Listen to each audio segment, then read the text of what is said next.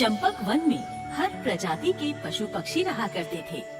सभी जानवरों में सद्भाव और भाईचारा था। जंगल का राजा शेर अब बूढ़ा हो चुका था और उसकी नजरें भी बहुत कमजोर हो चुकी थी। इसलिए वो अब शिकार करना लगभग छोड़ ही चुका था। इसीलिए जंगल के सभी छोटे बड़े जानवर निडर होकर जंगल में घूमा करते थे और शेर ज्यादातर अपनी कछार में ही पड़ा हुआ सोता रहता था। इसी जंगल में गोटिया नाम का एक गैंडा भी रहा करता था। गोटिया गैंडा बड़ा ही बदमाश और बदतमीज था। दूसरे जानवरों को परेशान करने और उन्हें नुकसान पहुंचाने में गैंडे को बड़ा आनंद आता था। एक दिन की बात है, एक भेड़ पेड़ के नीचे बैठी हुई आराम से जुगाली कर रही थी। तभी वहाँ पर गोटिया गैंडा आ गया और भेड़ से कहने लगा, ए भेड़, मैं अकेला बोर हो रहा हूँ, आजा मेरे साथ छुपन छुपाई खेलना। गैंडे भैया, मैं अभी जुगाली कर रही हूँ, मैं अभी तुम्हारे साथ नहीं खेल सकती, तुम किसी और के साथ खेल लो। भेड़ का इनकार सुनकर गैंडे का पारा हाई हो गया और गैंडा कहने लगा, भेड़ की बच्ची, गोटिया को ना बोलने की तेरी हिम्मत कैसे हुई? और अभी मैं तुझे इस जुर्म की सजा दूंगा। और फिर गैंडे ने भेड़ को अपने सींग से उठाकर जोर से जमीन पर पटक दिया। भेड़ जमीन पर गिरते ही चारों खाने चित हो गई और गैंडा हंसता हुआ वहाँ से चला गया। इसी तरह एक और दिन की बात है, एक कोयल पेड़ की डाल पर बैठी हुई घोंसले में रखे अपने अंडों को दुलार रही थी। तभी पेड़ के पास से गोटिया गैंडा गुजरा और कोयल से कहने लगा, ए काली कलूटी कोयल, तू देख रही है ना कि मैं आया हूँ, फिर भी तू मुझे नमस्ते नहीं कर रही है, क्यों? तू क्या इस जंगल का मुख्यमंत्री है जो मैं तुझे नमस्ते करूं? जाकर अपना काम कर। गैंडा कोयल का दो टूक जवाब सुनकर गुस्से से तिलमिला गया और कहने लगा, मेरा अपमान करने की तेरी हिम्मत कैसे हुई? अभी तुझे मजा चखाता हूँ। गैंडा पेड़ के तने में जोर जोर से टक्करें मारने लगा, जिससे पेड़ हिलने लगा और कोयल कहने लगी, अरे भैया, पेड़ को टक्कर मत मार, मेरे अंडे नीचे गिरकर फूट जाएंगे।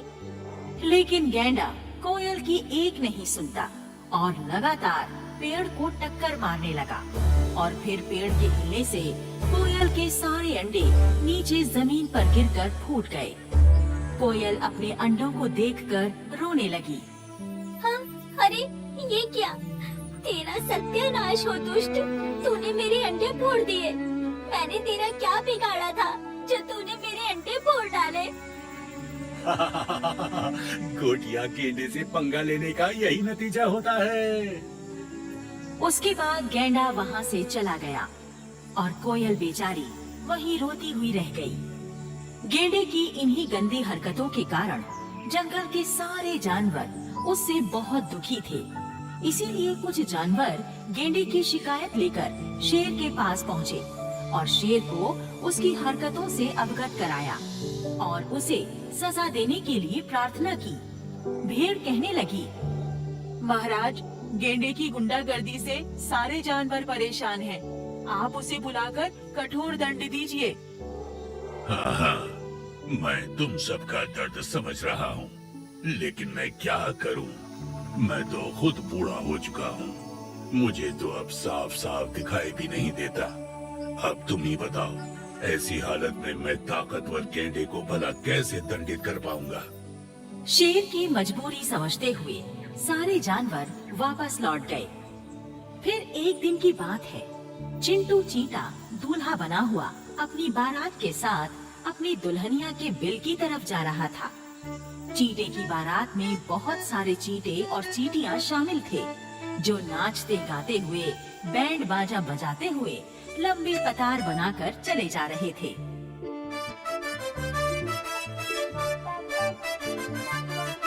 वहीं थोड़े फासले पर गोटिया गैंडा बैठा हुआ आराम कर रहा था। चींटी की बारात जब गेंडे के पास से गुजरी तो गैंडा चींटे को रोककर उससे बोला। अबे ओ चीते, अबे ये क्या शोर मचा रखा है तुम लोगों ने? गेंडा दादा, आज मेरी शादी है। मैं अपनी बारात लेकर अपनी होने वाली दुल्हन के घर जा रहा हूँ। अच्छा, आज तेरी शादी है और तूने मुझे बारात में चलने का निमंत्रण भी नहीं दिया। मेरी इतनी बेइज्जती करने की तेरी जुर्रत कैसे हुई, बता। चीता घबराते हुए कहने लगा। अरे दादा, हम तो ठहरे नन्हे से जंतु और आप हो इतने विशालकाय। भला मैं आपको अपनी बारात में कैसे ले जाता? अच्छा, गोटिया गेंडे के साथ जबान लड़ाएगा तो? तेरी इतनी हिम्मत? ठहर जा, अभी करवाता हूँ तेरी शादी। गैंडा गुस्से से लाल पीला होकर चींटियों की बारात पर जोर से फूंक मारने लगा। फूंक से पूरी बारात तितर बितर हो गई और कई सारे चींटे हवा में उड़कर जमीन पर गिर गए, जिससे उनके हाथ पैर टूट गए। अरे मर गए, मर गए। चीता गुस्से में आ गया और गैंडे से कहने लगा। दुष्ट गेंडे, हम नन्हे जंतुओं को चोट पहुंचाकर आखिर तुझे क्या मिल गया? गैंडे ने एक जोर की फूंक मारी और चींटे को दूर उड़ा दिया और हंसकर कहने लगा। गोटिया गेंडे से पंगा लेने वाले का यही हाल करता हूँ मैं। उसके बाद गोटिया गैंडा वहाँ से चला गया और चीता गुस्से से तिलमिला कर रह गया। फिर कुछ दिन और बीत गए और एक दिन दोपहर के समय गैंडा एक पेड़ के नीचे आकर बैठा हुआ था और वो वहीं पर सो गया। तभी वहाँ चिंटू चींटा अपने 4 चींटे दोस्तों के साथ आया।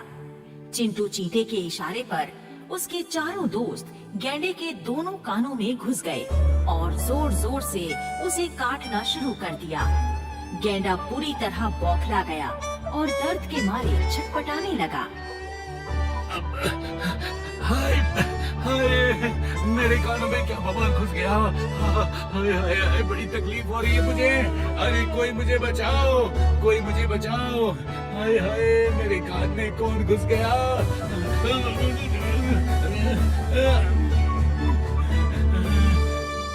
गैंडे ने जोर जोर से अपने कान हिलाए। जमीन पर लोटपोट हुआ।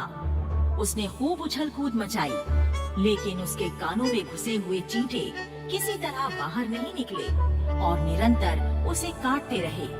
थोड़ी ही देर में गैंडा बेहाल होकर चारों खाने चित होकर गिर पड़ा। तब चींटा गेंडे से कहने लगा। क्यों गेंडे दादा, मजा आ रहा है ना?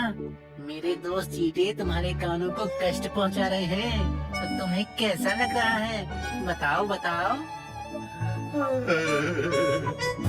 मेरी तो दर्द के मारे जान निकली जा रही है। अपने दोस्तों को बोल मेरे कानों से बाहर निकले, नहीं तो दर्द के मारे मैं तो मर ही जाऊंगा। तुम जब दूसरे जानवरों को मारते पीटते हो, उन्हें छेड़ते हो, तकलीफ पहुंचाते हो, तब तो तुम्हें बड़ा मजा आता है। अब खुद को तकलीफ पहुंची तो नानी याद आ गई। चींटे भैया मुझे माफ कर दो। आज मुझे मेरी गलती का एहसास हो गया है। मैं कसम खाता हूँ, आज के बाद किसी भी जानवर को नहीं सताऊंगा, सबके साथ इज्जत से पेश आऊंगा। अब तो बोल दे अपने दोस्तों को मेरे कानों से निकल जाए। चींटे ने गैंडे को माफ कर दिया और मुंह से जोर की सीटी बजाई। चारों चींटे गैंडे के कान से बाहर निकल आए और फिर वहाँ से चले गए। इस घटना के बाद गोटिया गैंडे का स्वभाव बिल्कुल ही बदल चुका था। अब वो जंगल में बड़ी शांति और प्रेम पूर्वक रहने लगा। जंगल के जानवर भी उसके दोस्त बन चुके थे।